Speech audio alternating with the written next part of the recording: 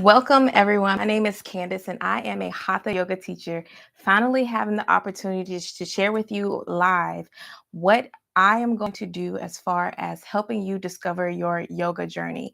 Now, again, my name is Candace, a Hatha yoga teacher who really strongly emphasizes on helping you discover your yoga journey in a more holistic, traditional hatha yoga preference. And the reason why I say traditional is because if you are a yogi of any sort, you stream platforms such as YouTube, but specifically Instagram, there are two different languages that are spoken throughout the social media space.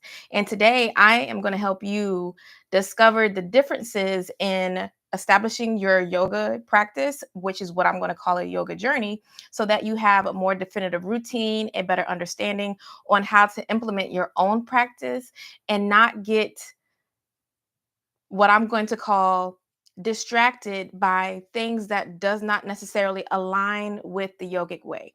Now, a quick disclaimer, there is nothing wrong with being modern. There's nothing wrong with being different. The emphasis that you may see in different languages, there may be some confusion or back and forth with how things are expressed. You will find that sometimes things can be a little distracting or a little misleading.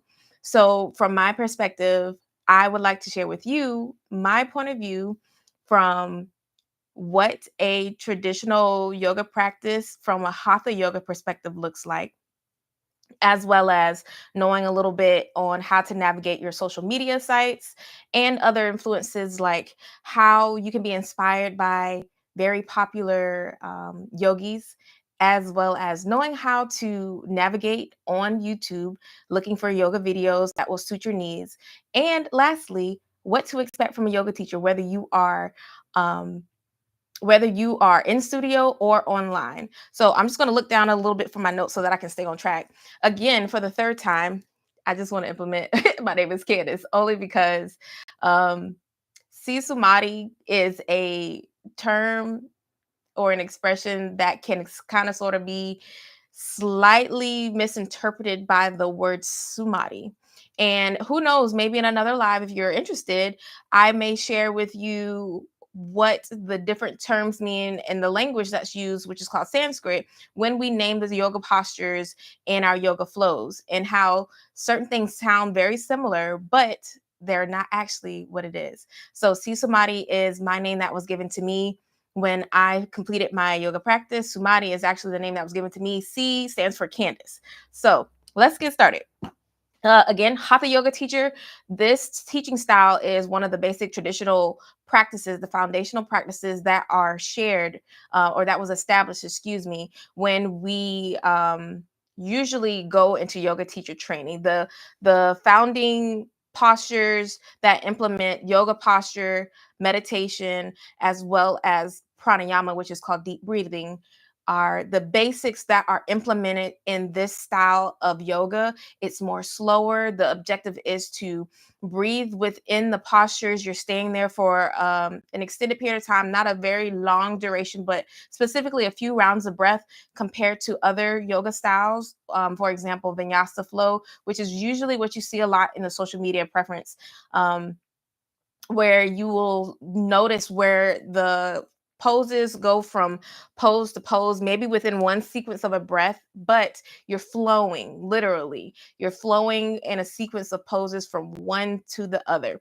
So in this style of yoga, it's more slower pace, which is what you see in the yoga classes that I put online, or the yoga videos that I share with you, which is what we call classes online. So how to get started with a routine. Essentially, in your yoga practice, with a traditional hatha yoga, you start in a comfortable seat.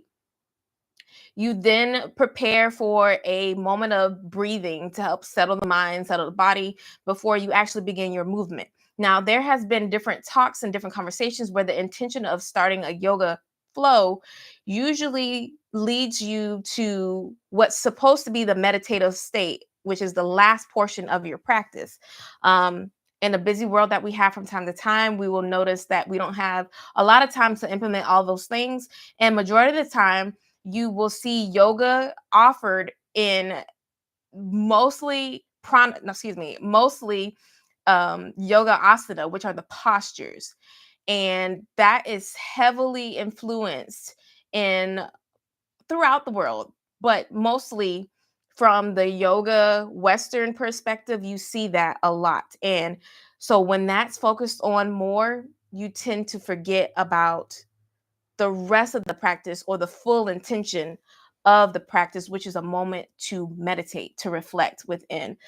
Just like the ebb and flow of life, you start someplace with something in an encounter, and then you work your way into realization of that encounter or those experiences that you have. And then when you end your day, you have that downtime to reflect on what your day was like, if you happen to be intentional in that line of thinking. So you start with your comfortable seat, usually crisscrossed with legs, or what we call Sukhasana, easy pose. And then from there, you start with a few rounds of breath. Then you enter into what's called a universal sound of humming, which is called the Om. And uh, typically you will find that in a yoga studios if it's open, if they are open to that.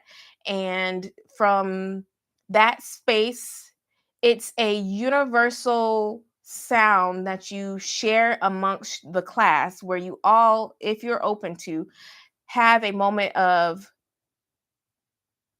internal humming, if you will, to help you also settle within from a nervous system perspective.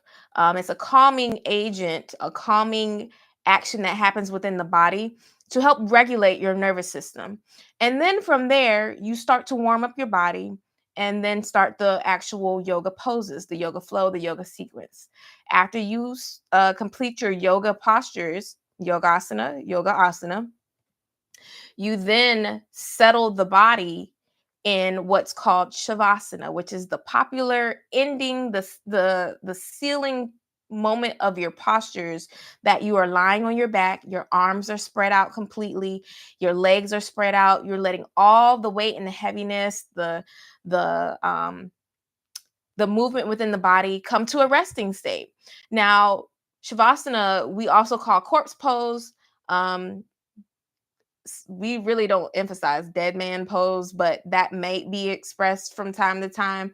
But essentially, corpse is a sealed body, an ending of something, to take the moment to show gratitude within yourself by bringing things back in, coming back to your breath, coming back to your mind, settle your mind and settle your thoughts. I skipped one thing from time to time. Usually, yoga teachers may also invite a moment for an intention. And that intention means that you are taking a mental moment to include the purpose of why you're starting your yoga practice, the meaning behind you coming onto your mat to help you come to realization with whatever goal that you have set for yourself while you're on the mat. And then scrolling back to Shavasana, after you rest there, typically it's about 8 minutes or so. That's the favorable time that you will have for resting in an actual yoga flow, yoga class, maybe 60-minute class. Um, and then from there, you slowly rise, you slowly awaken the body back to to movement, and then you come into your easy seat once more, and then you take the time to breathe, slowly awaken your body so that you are prepared to meditate. Meditation is not meant to be in a sleepy state, it's more like a restful mental state. So when you incorporate those steps in a typical yoga practice, you have the capacity to tap into your mental, your physical, your emotional awareness within your body to find the moment of realization at that present moment. Long story short, that's the whole sequence of an actual yoga flow. You will notice that from the start to the end of a yoga class when you actually arrive at a yoga studio, which you may notice might be very different throughout all the options that you may see on YouTube or any other platform that offers those types of courses. Um, so let's talk about social media. Let's segue into that. Social media in the Western perspective, it's a little controversy. It's always been controversy, actually, um, behind why we yoga practitioners really constantly, repeatedly emphasize that we're so repetitive in this. It's like really trying to drill it in someone's mind to say yoga is more than just the asanas. In Sanskrit, asana means posture, once again. And when you have mainstream media, when you have social media, a world of busy, instant gratification, needing things right here, now, here, let me know instantly what I'm supposed to receive from what I'm consuming, visually consuming, that is. We tend to lose the essence of the practice. And what I really want to emphasize, most importantly, is that you have to get your mindset out of thinking yoga is an exercise. With the fitness industry really diving in on how impactful the physical essence of yoga can be, we tend to lose sight of the true nature, the true intention of an actual yoga practice. And you want to really be mindful. I invite you to even being open to hearing what I'm saying now. I encourage you to really open your eyes in a way where you see the true meaning behind having a regimen to help you be one with yourself, ultimately to find what we call samadhi, um, which is the highest state of being within yourself of realization. So it's pretty much, in simple terms, knowing your true self. Um, this is where we rediscover ourselves every time we show up on our mats from a physical space. For example, you do a yoga posture on a Tuesday, and then you come back to your practice on a Thursday and you do the same pose and notice that your body feels different within this posture.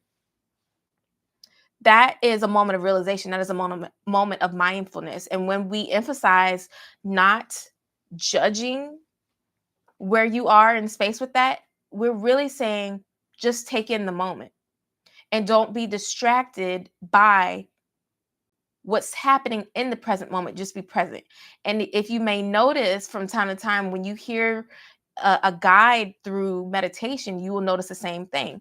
When you finally get all the jitteriness out of your body and you are able to regulate the emotions within, you realize that when you are guided through a meditation, they say use your breath to help you come back to your intention, your state of mind, your state of being, where you're typically focused on one thought. And if you get distracted, to bring your awareness back to your breath, but ultimately don't judge within that present moment of what's happening in that distraction. Just bring your breath back to your awareness, or excuse me, bring your awareness back to your breath. And then at that moment, you can re-engage by focusing on that thing. That thing could be a mantra. It could be just your breath. You can visualize something to help you stay visually present with what you're focused on.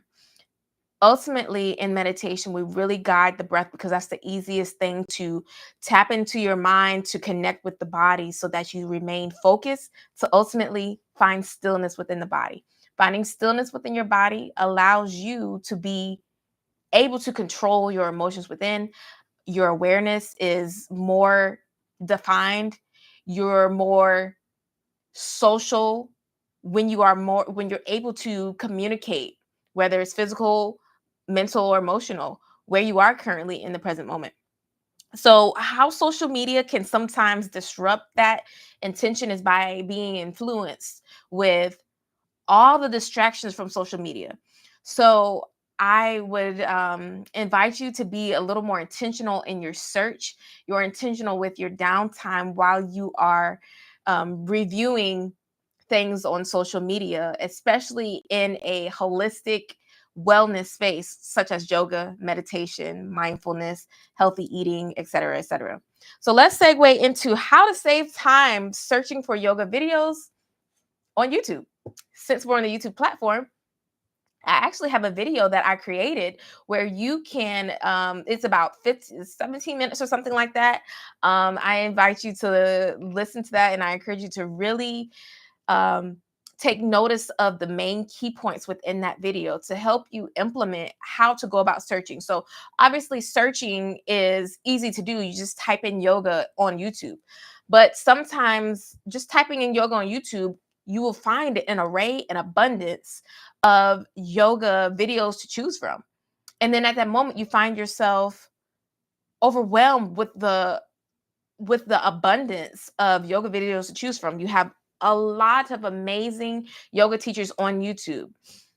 How you can be intentional about it is by maybe adding in a couple more keywords to help the engine, the search engine, to help the search. Excuse me, I'm sorry, I had a brain fart.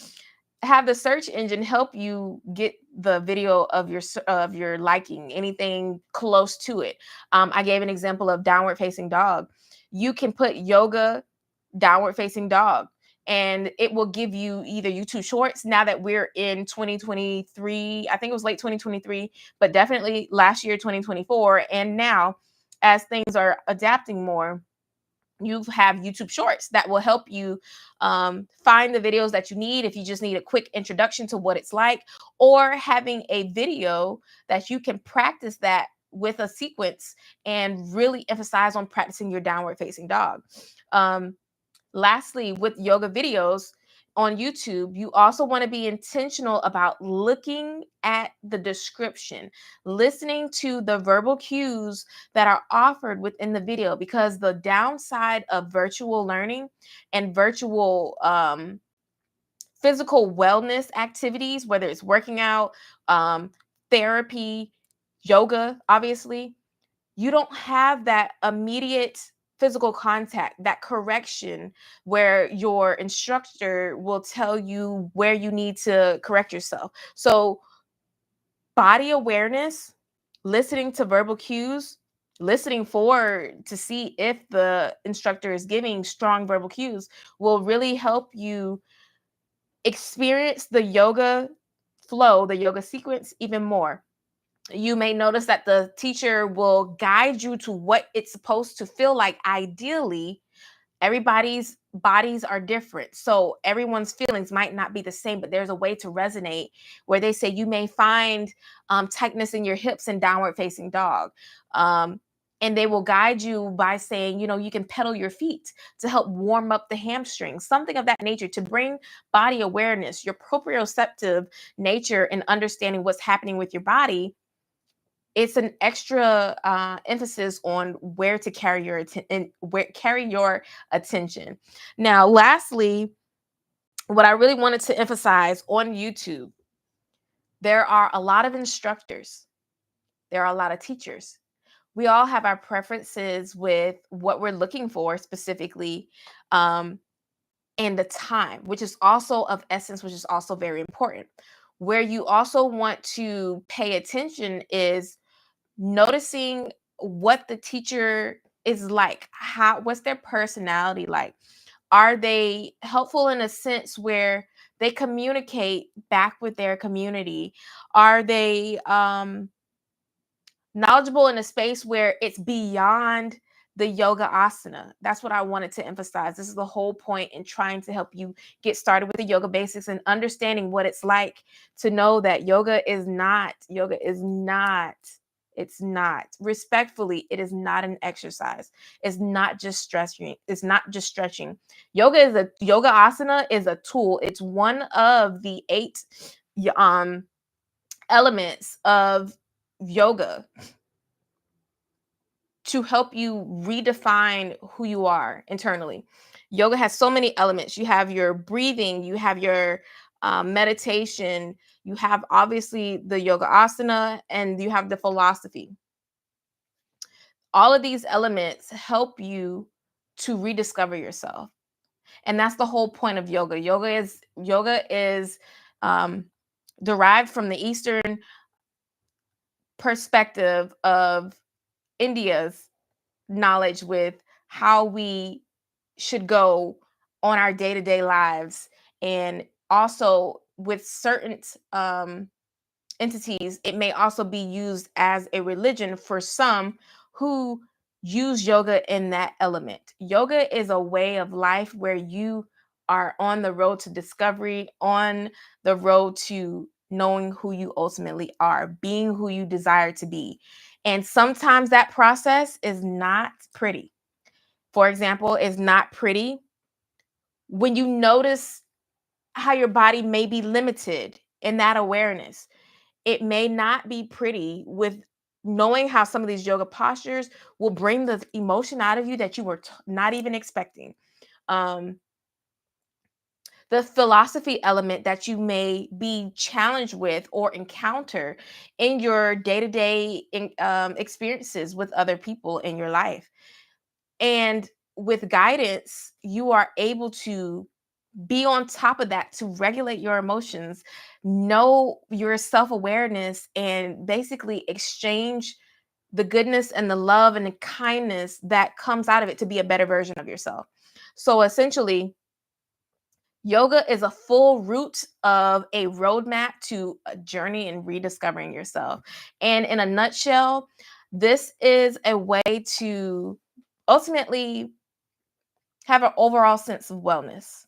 So, in that short description, I really hope that I was able to hit some key elements to understanding um, how to take advantage of social media and going to yoga classes virtually, as well as how to be a little more closer or more internal with your intention before you actually go to a yoga studio, before you go to a yoga class. Somewhere else outside of a yoga studio, for example, like in a park somewhere or at an event. You feel more involved and more aware of what's happening so that your experience is overall a more um, enlightening space, if you will. So, lastly, um, the yoga video that I was speaking of previously, you can find it in my Yoga Flow playlist. It's on my channel. Once again, my name is Candace. I have been very enlightened to share this with you. I hope that we will have another opportunity where I can go live and share things of your interest. I am new to the YouTube space and I am really working toward growing my channel, building community. And ultimately, my goal is to help you discover your yoga journey so that you are able to go do that inner work to being a better version of yourself. So, with that being said, I appreciate you listening to me and taking the time to um, just be open to hearing a new face talk about yoga. I hope you have a great evening. And until the next time, be well, be great, and be kind.